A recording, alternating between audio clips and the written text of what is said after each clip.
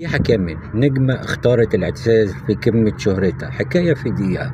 النهاردة 13 يناير بنفتكر ذكرى رحيل الفنانة ليها مكانة خاصة في قلوب الجماهير، الفنانة مديحة كامل.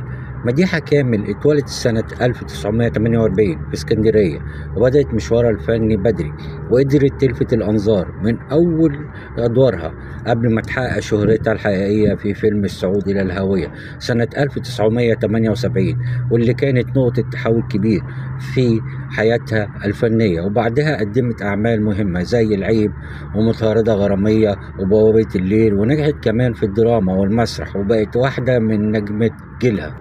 لكن في قمة نجاحها أخدت قرار صعب، قررت الاعتزال الفن نهائي، ولبست الحجاب ورفضت أي محاولة الرجوع للأضواء.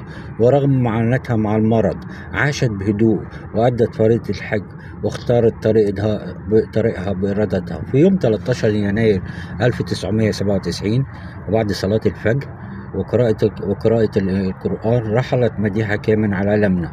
لكن فضلت مسيرتها وأعمالها شاهدة على مسيرتها الفنية والإنسانية المميزة. مديحة كامل نجمة اختارت